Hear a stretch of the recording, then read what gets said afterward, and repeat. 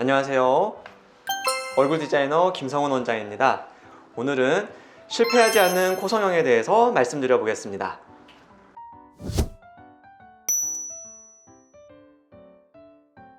코 성형을 실패하는 원인은 크게 두 가지로 볼 수가 있는데요.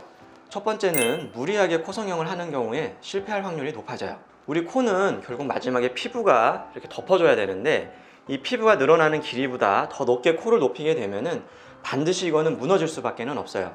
무슨 뜻이냐면 제 코에서 코끝이 이 정도까지는 무리가 없겠지만 이렇게 무리하게 높이게 되면은 벌써 피부가 당겨지면서 피부가 늘어나지 않게 되거든요. 이런 경우는 사실은 아무리 처음에는 올려놨다고 하더라도 피부의 당김으로 인해서 무너질 수밖에 없는 코의 구조가 될 수밖에 없다, 이렇게 생각하셔야 될 것 같고요. 두 번째 원인은 본인에게 적합한 코 성형 재료를 찾는 것이 중요하겠어요. 요즘에는 워낙 다양한 코 성형 재료들이 많아요.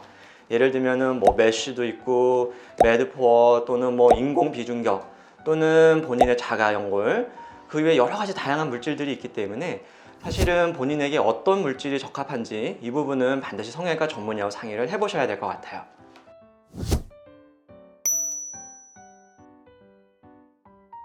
코 성형은 크게 콧대와 코끝으로 나눠볼 수가 있겠는데요. 콧대는 흔히 얘기하는 보형물을 넣는 경우나 또는 인공물질이 되거나 어찌됐든 융비술이라고 해서 콧대 자체를 높여주는 수술이 되겠고요. 그 이외에는 절골술이라고 해서 코의 정면에서의 넓이를 줄여주는 이런 두 가지 수술이 있을 수가 있겠어요. 그 다음에 두 번째로 코끝 성형 같은 경우는 이게 사실은 코 성형의 가장 꽃이라고 할 수가 있겠는데요. 어떤 재료를 사용해서 어떻게 세워두든지 간에 코끝에는 반드시 기둥이 하나가 필요하게 돼요. 이 부분은 제가 우리 모형을 가지고 설명을 한번 드려보도록 하겠습니다. 사실 지금도 이런 보형물을 사용하시는 원장님들이 계시는데요. 이런 L자형 실리콘, 이거를 지금도 사용한다는 건 사실은 적합하지는 않아요. 이 보형물은 코에서 콧대와 코끝을 이런 식으로 한 번에 맞춰줄 수가 있겠는데요. 이렇게 보형물이 들어가게 됩니다.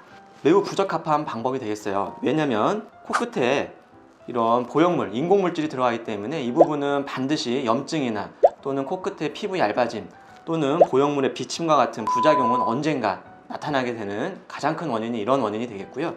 그래서 이런 거는 SH 성형외과는 사용하지 않습니다. 그 이외에 늑연골 또는 비중격 연골 또는 귀연골, 메쉬 여러 가지 재료를 사용할 수는 있겠는데요.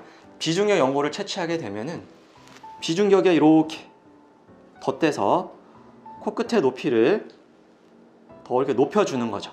그래서 이렇게 높여주거나 또는 늑연골이나 귀연골 채취를 해서 이렇게 여기 기둥을 세워줍니다.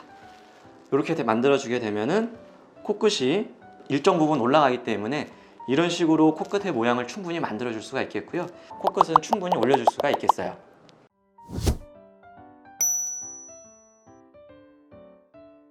이거는 답이 있지는 않지만 젊었을 때 코를 성형하게 되면 코뼈가 더 자라나기 때문에 매부리가 자라난다거나 아니면 코가 자라나면서 코 안에 있는 재료 때문에 코가 휘어진다거나 이런 경우가 발생할 수 있기 때문에 저는 코 성장이 어느 정도 멈춘 만 20세 이후에 수술하시는 것을 권장드리고 있습니다.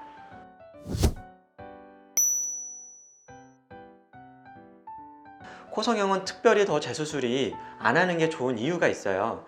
코 같은 경우는 남는 피부가 없고 나이를 먹는다고 코의 피부가 늘어나지는 않습니다. 그렇기 때문에 구형 구축이나 여러 코의 부작용이 발생하는 경우 사실 원래대로 돌리기가 어려운 경우가 많이 있어요. 그래서 이런 경우 때문에라도 코 성형은 반드시 한 번에 성공하시는 게 중요합니다.